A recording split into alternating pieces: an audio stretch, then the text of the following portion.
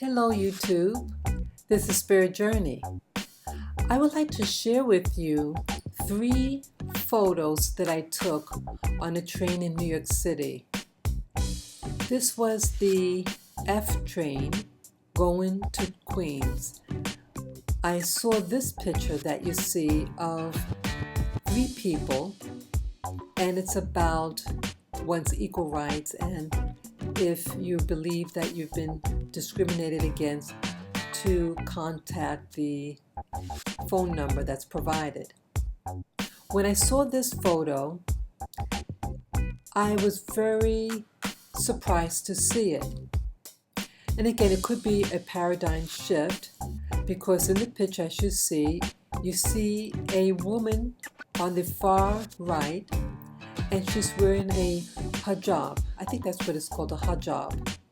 It's the dress that Muslim women wear, at least some Muslim women wear.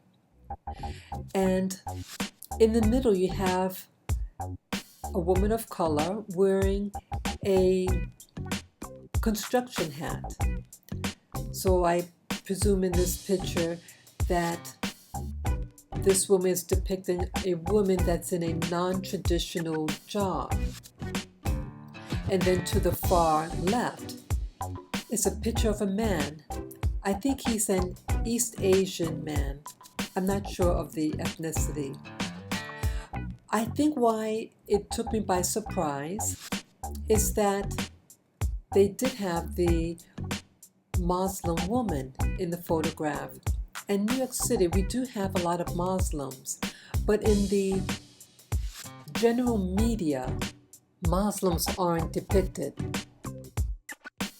So New York City wants people now to be sensitive to and be aware of Muslims, that their rights, their equal rights in New York City could be compromised.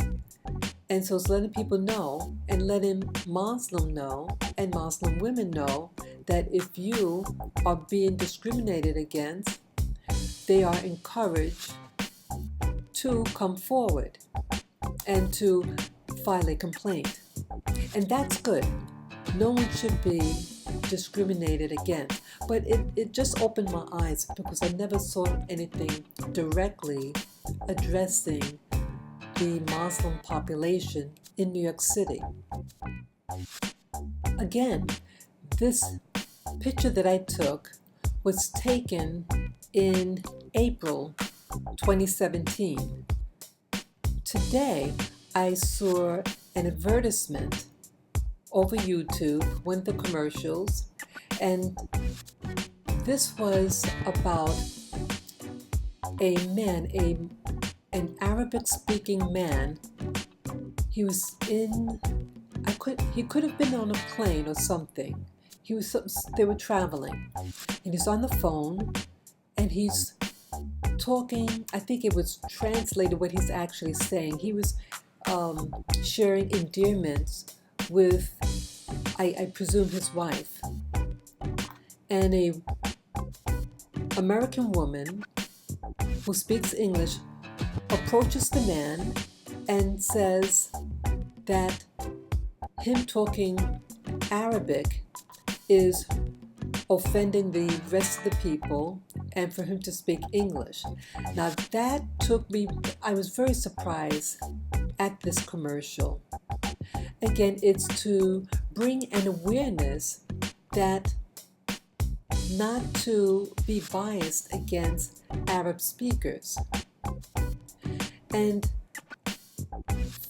ever since 9/11, this is the first time that I heard them actually speak, the media speak on behalf of Arab speakers, and that there might have been a problem of people speaking Arabic in public situations.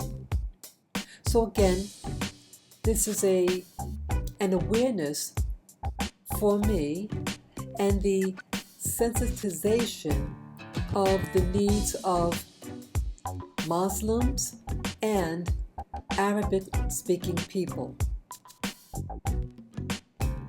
Now this is another picture that I saw in the same subway, in the same train, and the one that I showed you before was right next to this one that you see here of a man and a woman, and they both black.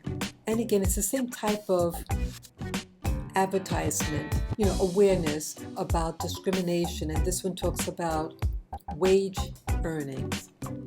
And this really took me by surprise because how it affected me when I read it. Now,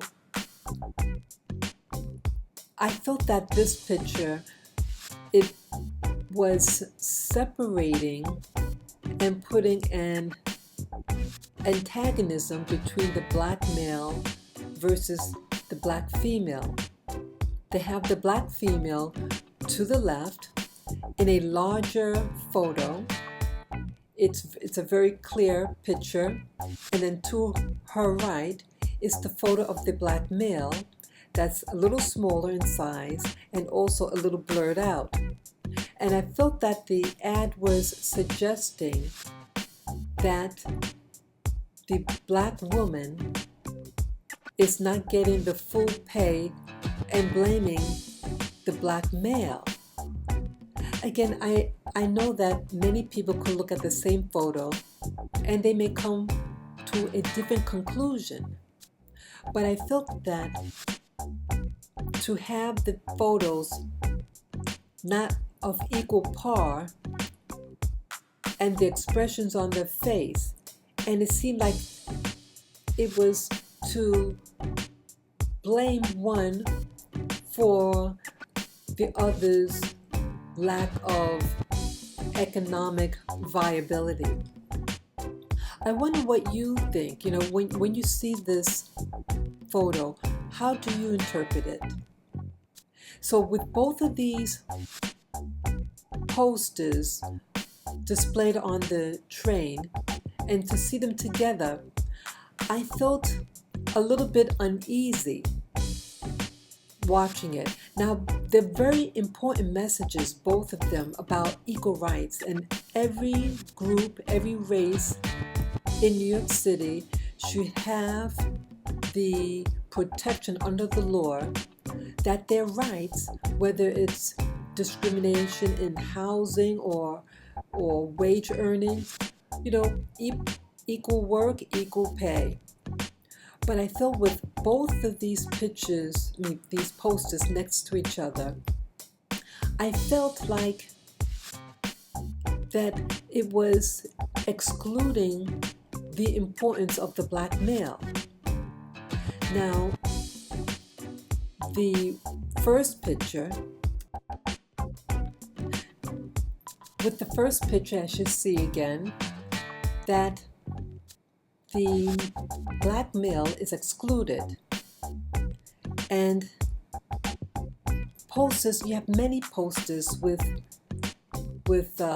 black people, men and women, but in this photo, the black male is not present, even though black people are the second largest group, and that blacks are no longer being shown here, but you have a Muslim, another woman of color, but she doesn't look like a African American per se, and then an Asian man. So I took this picture as that the time of the black in New York, whether male or female, in this photo, that you're in the back seat now, and that now the forefront of discrimination is now being focused on a different demographics, such as the Asian, a possible Hispanic woman in the middle, and then a Muslim. And so I thought, wow, this is a real paradigm shift. So no longer, when I saw this picture, no longer is the black family, the black individuals the poster selection of someone being discriminated, now someone else is being showed as a forefront of being discriminated against. So again, with this second picture, with the black woman and black male, that why this is important to me is that I don't want us to be forgotten in the media about our rights. And I want the black man and the black woman to work together as a team, and that we're not to compete and fight against each other, because we have to keep the community together. And that if we work together, whether we're just friends or just being a part of the community, we have to come together as allies, not enemies. And so I think in a nutshell, what these two media posters meant to me, that blacks are, at least how I took it, that there seems to be a strain, and that other groups now are more in the focus now of discrimination. Again, we're not to fight and compete against each other. We work together. We have to work smart. And I think this will, by doing so, will transcend any problem that we may encounter. Let's stay strong, but together. I almost forgot. This is the last photo that I took. Now this photo I took in May of this year, 2017. And this I got on the bus, and I thought it was very interesting. Now, as you see, it talks about that on the bus, there is a, on the top part where it says notice, this bus. And then on the right side, it says that there may be a DNA kit. You see that? I saw that. I said, this is very odd.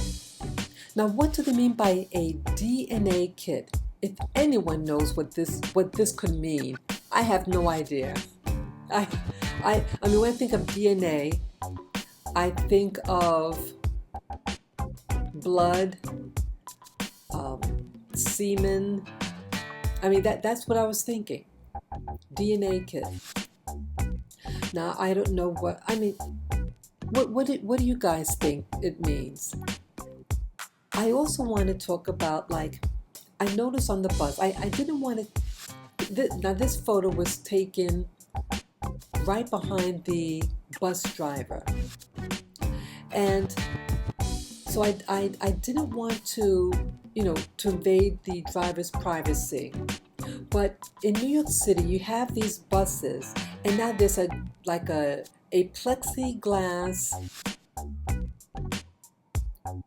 sheet that covers the side entry of the, shielding the bus driver.